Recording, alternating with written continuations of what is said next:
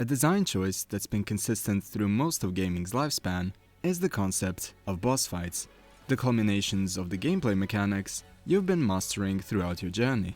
While they've taken on different forms over time, ranging from straightforward final obstacles in the early days and comparably challenging entities amplified with narrative nuance in the past 3 decades, we all know that a good boss fight has the potential to elevate an otherwise great game and turn it into something one could label as a masterpiece.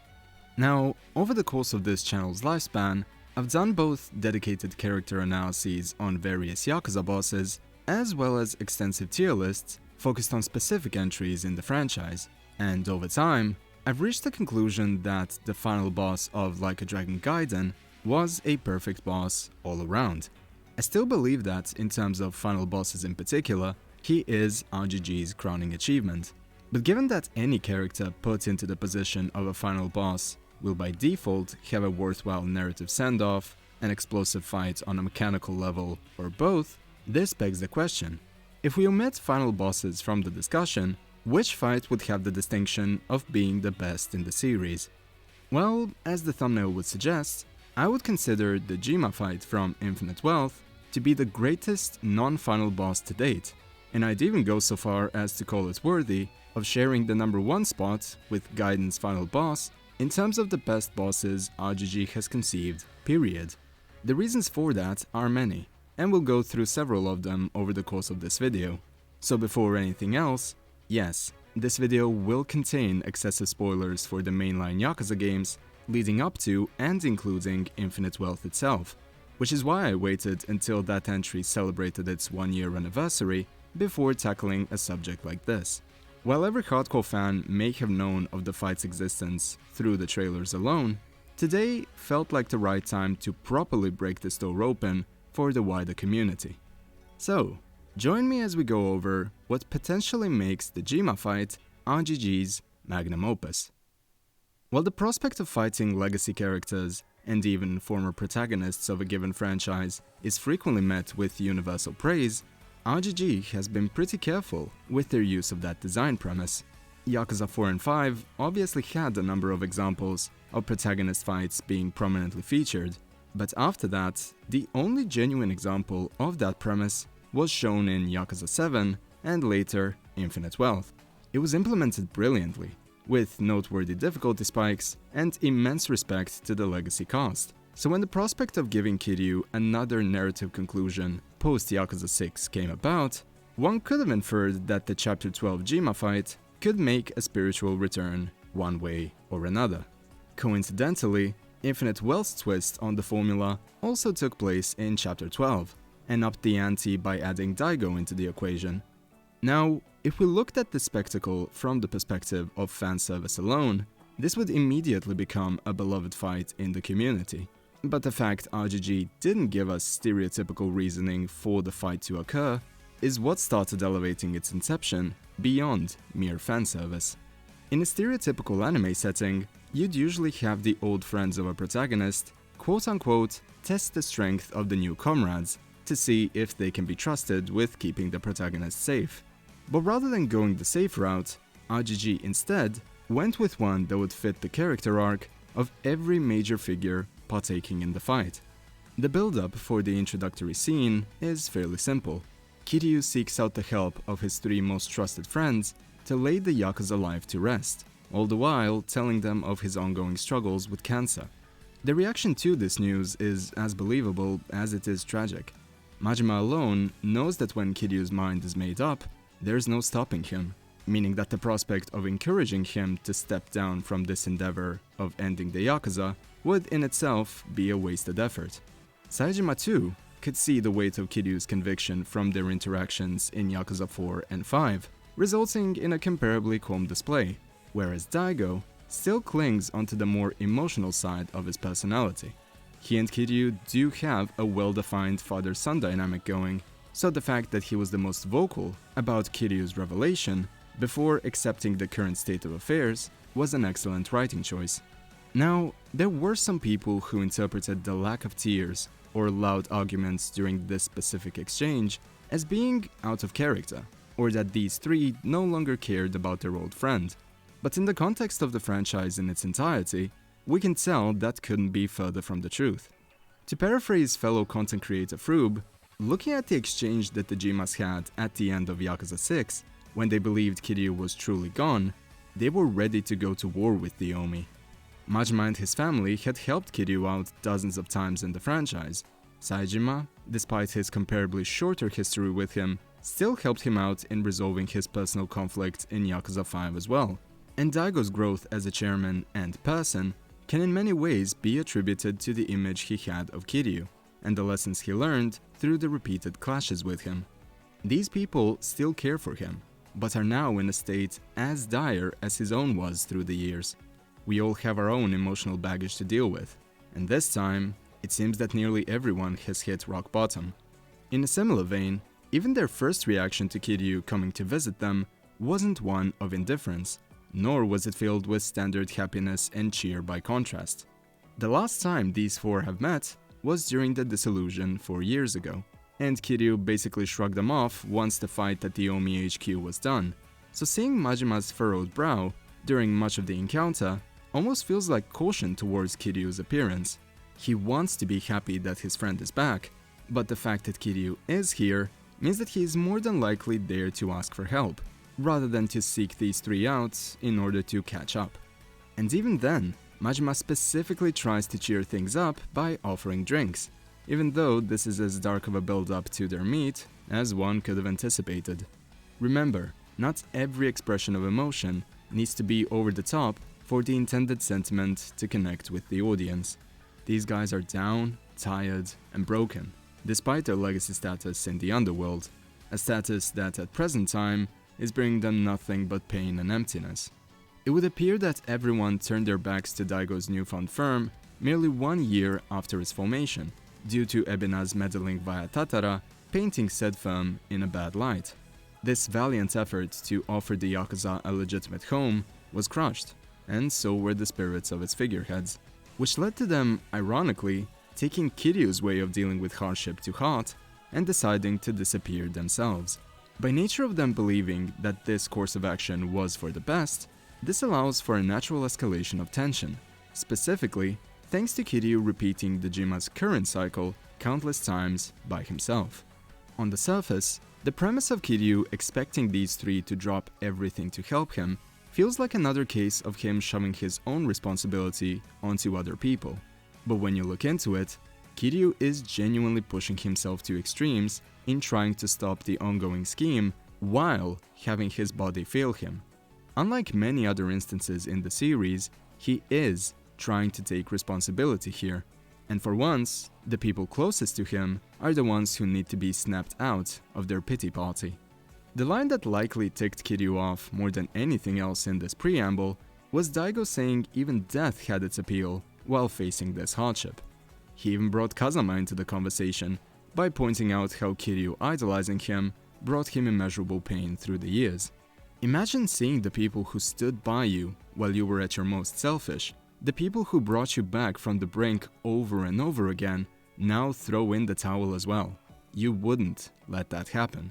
You owe it to them to snap them out of it, regardless of any external reasons that could also paint the act as a greater good for the Yakuza at large. This is why Kiryu's abrupt delivery here felt justified. When he just said, "You guys can keep rotting away, coming here was a mistake." Right here is where the full nuance of the encounter finally comes on display. From the way I phrased the analysis leading up to this point, you may think I'll simply act as a Kiryu apologist and state how the Jimas were in the wrong in their assertions, but truth be told, they weren't. The reason why this encounter is so meaningful is that everyone has a genuine point behind the reasons that led them to fight here. As I've said before, Majima had helped Kiryu out numerous times. Beyond their friendly rival dynamic, he had his family help protect Kamurocho after Kiryu begged him to return to the dojo. He saved Kiryu from the invasion in front of Tamiya's office in Yakuza 3 and held down the fort yet again as Kiryu started running his orphanage.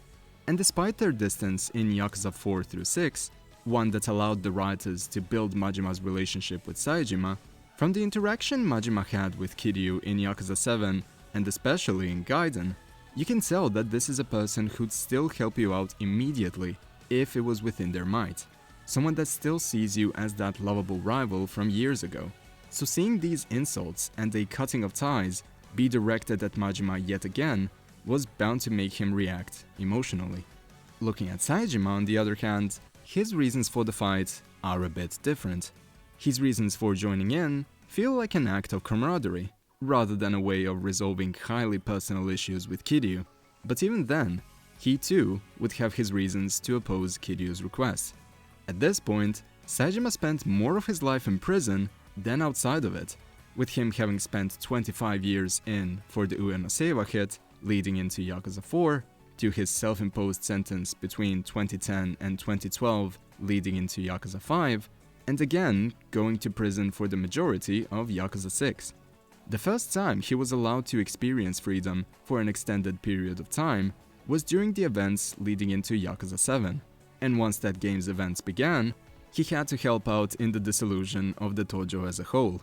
The titular Saejima family is essentially mere window dressing, so even from a bare-bones observation, denying Saejima the option to finally live his life as he chooses would in and of itself be enough for him to react, cause at least his incarcerations were the result of his own actions and decisions, misguided though they may have been. Lastly, Daigo's motivation for a fight is likely the most evident, given that he was the first to lash out at Kiryu's choice of words. The position of being the sixth chairman was essentially forced onto him, even though he would later find his own reasons to lead the Tojo clan and do his best to keep it going during increasingly difficult times for the Yakuza. He accepted Kiryu's request in Yakuza 2, which also led to him doing his best to keep Kiryu's orphanage safe from the result deal in Yakuza 3. But then, looking at their subsequent appearances and the way this dynamic would evolve, we would steadily see more and more tension being built up. Daigo was pushed into a desperate situation in Yakuza 4, making poor, though well-meaning decisions, and he lashed out at Kiryu for confronting him about it. Once we thought things calmed down, Daigo kindly asked Kiryu for his help in Yakuza 5, only to be rejected in an exceptionally cold manner. This makes the events of Yakuza 6 feel like both the best and worst thing that could have happened for their relationship. Because while Kiryu did admit to his many faults, Daigo was led to believe that he would never get to show his growth to his father figure, as Kiryu had presumably passed away. And once it finally felt like things were at last looking up for everyone in Gaiden, Kiryu yet again left, leading to this moment of condemning them all for their actions in Infinite Wealth. This breaking point had to happen, even though everyone present had already clashed with one another in the past. The disparity of the situation meant that they couldn't afford to be indirect or passive-aggressive anymore. Time was running out, and all of the dormant issues that weren't resolved in past physical conflicts exploded to the surface as a result. Now, even with my previous explanations of Kiryu's views on the matter, it might still feel like the Jimas were quote-unquote more in the right here than the Dragon of Dojima, but again, there's more to these expressions of motivation than meets the eye. Looking at Kiryu's personal development over time, it almost feels like he has deluded himself into feeling immortal, prior to realizing he had cancer at present time. He has cheated death so many times, between the explosion of the Millennium Tower in Yakuza 1, the bomb threat in Yakuza 2, being stabbed by Hamazaki in Yakuza 3, bleeding out in the snow in Yakuza 5, and symbolically declaring his death in Yakuza 6, only to have him still be alive, essentially haunting his old stomping grounds and friends, like his own legacy has haunted him for this long.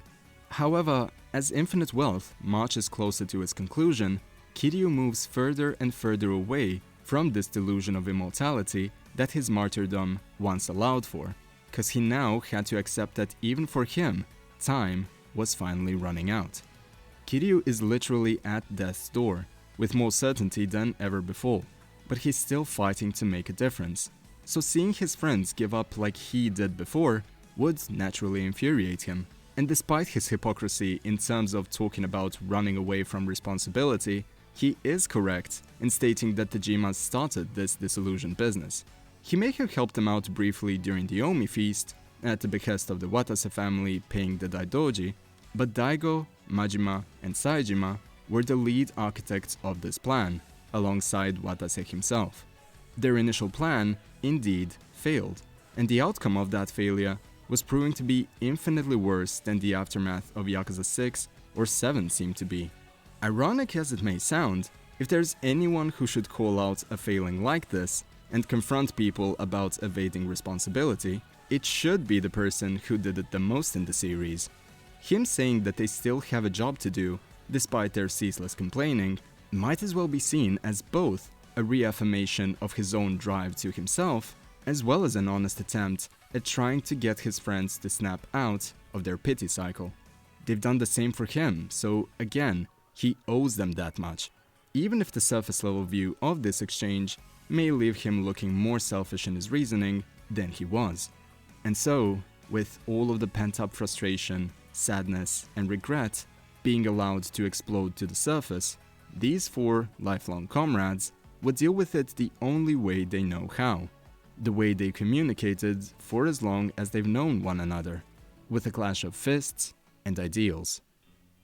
Given that we've gone over the narrative value of the fight, we can now move on to the intricacies of the fight on a mechanical level.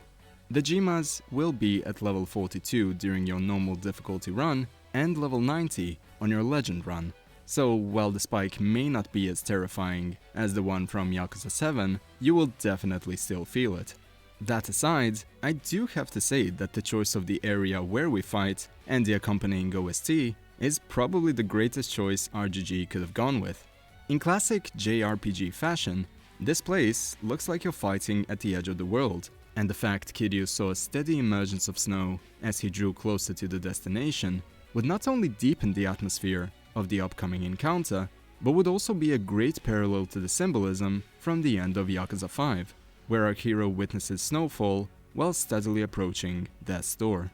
Meanwhile, the OST called Impregnable Triangle is easily among the most unique in all of RGG's catalog.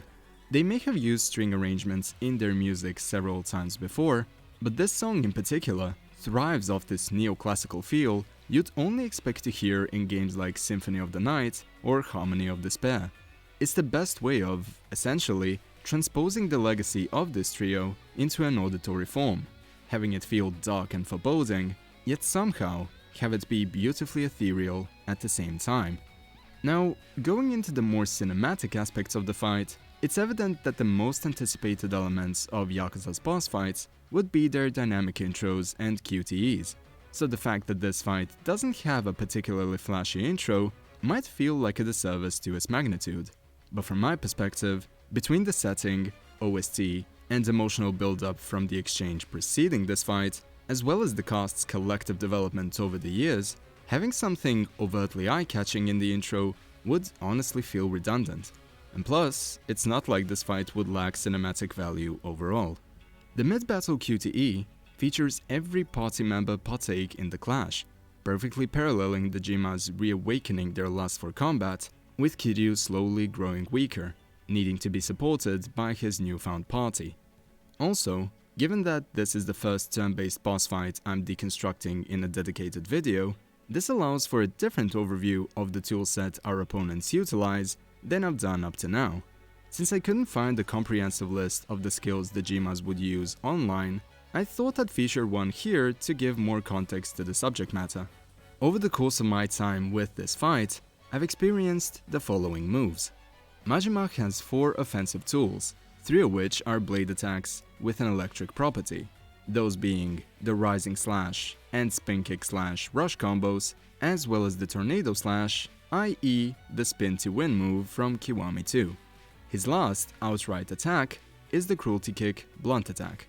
He also has a status skill called Doppelganger, which functions as you'd expect, considering his fight in Yakuza 7 and obviously the final fight in Yakuza 5 that introduced the ability in the first place. Majima's final skills include 2 buffs, which are Hanya's Spirit, increasing his evasion, and Hanya's Fury, which heals him back to 100%, leading into a one-on-one fight with him. Moving on to Saejima, he's the only one of the Jimas that doesn't start the fight by buffing himself, instead relying on a defensive stance for much of the fight.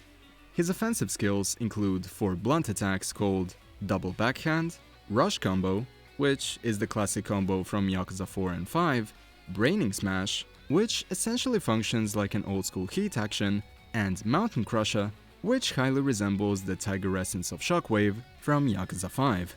Saejima also has a buff called Tiger's Desperation, which functions like Hanya's Fury for Majima, healing him in full and leading into a one-on-one portion of the fight.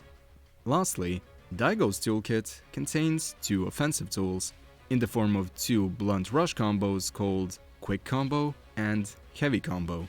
He also has 2 status skills in the form of Fight Stance, where he takes a counter stance, and counter stance lowered, signaling the end of the aforementioned status. Finally, with regards to his buffs, he has Akala Spirit, which raises the defense and willpower for the entire Jima party, and Akala's Wrath, which functions like Hanya's Fury and Tiger's Desperation did before. Overall, they all possess a decently varied toolkit, and have easily recognizable elemental weaknesses, including fire, ice, and electric.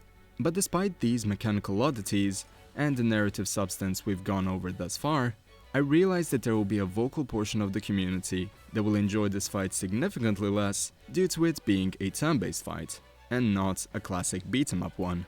But therein lies this boss's final and greatest trick. As was heavily memed on even before Infinite Wealth released, Kiryu has the potential to break turn-based combat, using Dragon's Resurgence to approach any encounter as a beat-em-up fight should his meter be maxed out.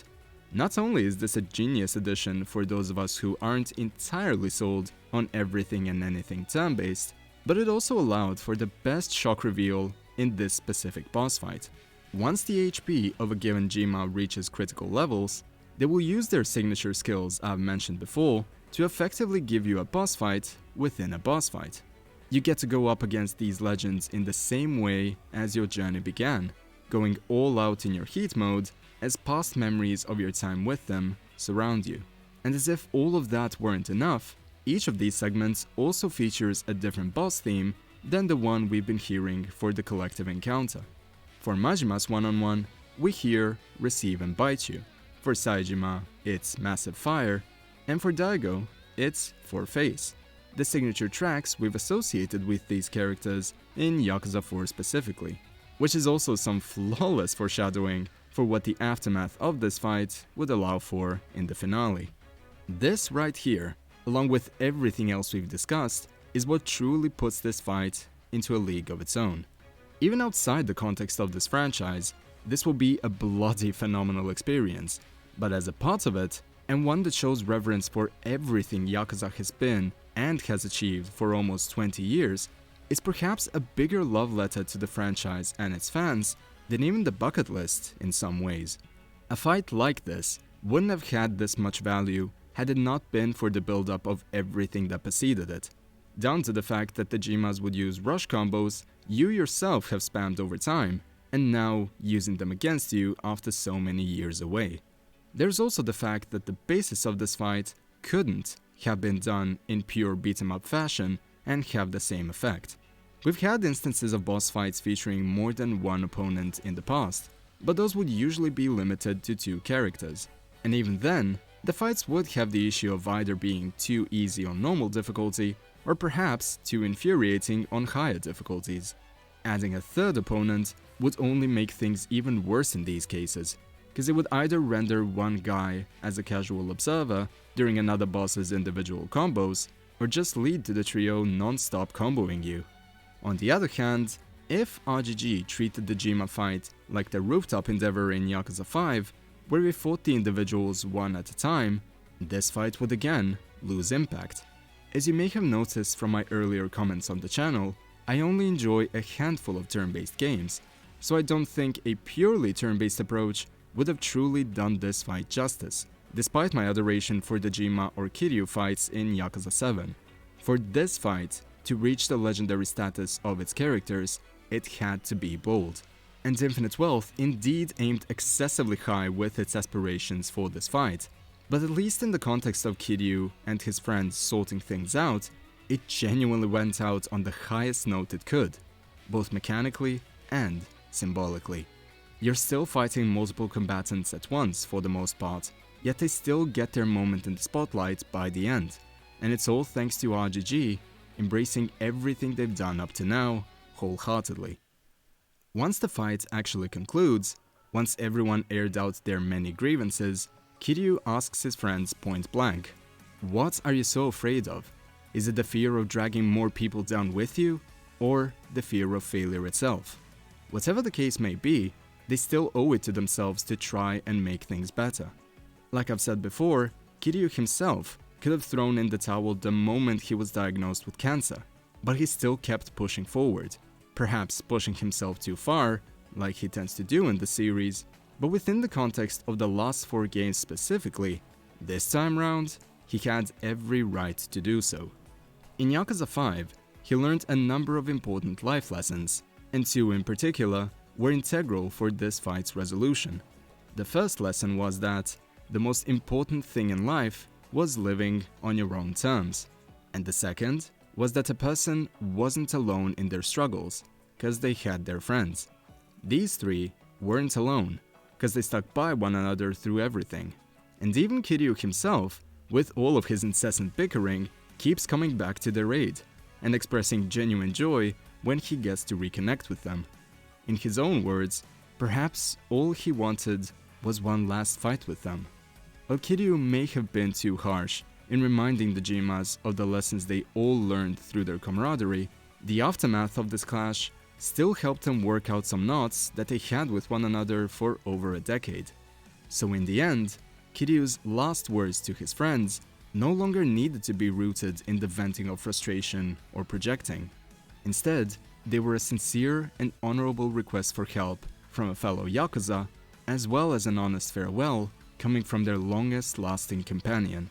It may have left the Jimas and us as observers feeling empty for a while, but the ultimate payoff for this would make it all feel worthwhile. As we already know, Majima, Saejima, and Daigo would of course help Kiryu in the end, allowing for a mechanical climax of the support mechanic that Infinite Wealth introduced. It would give us closure on the Omi feast by having us fight the figureheads we first fought back in Yakuza 7 and Gaiden, and as far as the legend difficulty of this fight goes in particular, this is the only instance of a fight in the critical path where you're fighting level 99 opponents. Add to that the beautifully titled OST, The 4, and you have everything I could have ever wished for from a Tojo Clan resolution arc. Our boys are back together, and this moment they shared will stay with me until the end of the franchise. So, thank you, RGG Studio. With all of that said, this is why I believe this fight to be so amazing. While I may have my issues with Infinite Wealth, their treatment of the Jimas was masterful, making this Chapter 12 fight, in my opinion, the greatest turn-based fight of the franchise thus far, and a shared number 1 spot for the best fight of the franchise alongside Shishido Kosei. I could have written hundreds of more words going over the specifics of the final collaborative effort at the Millennium Tower, or done a full-on musical deconstruction for Impregnable Triangle, but for the time being, I believe this is more than enough to show why I adore this boss fight and the characters this much. With that, I would also like to have this video serve as the beginning of more extensive Infinite Wealth coverage moving forward, given that my self-imposed spoiler timeframe for it has finally passed. Let me know what other topics you would like to see me cover on the channel, and what you thought about the Jima fight in this game. Thank you so much for watching, and I look forward to seeing you again. So, until next time, take care of yourselves, and have a great day. Cheers!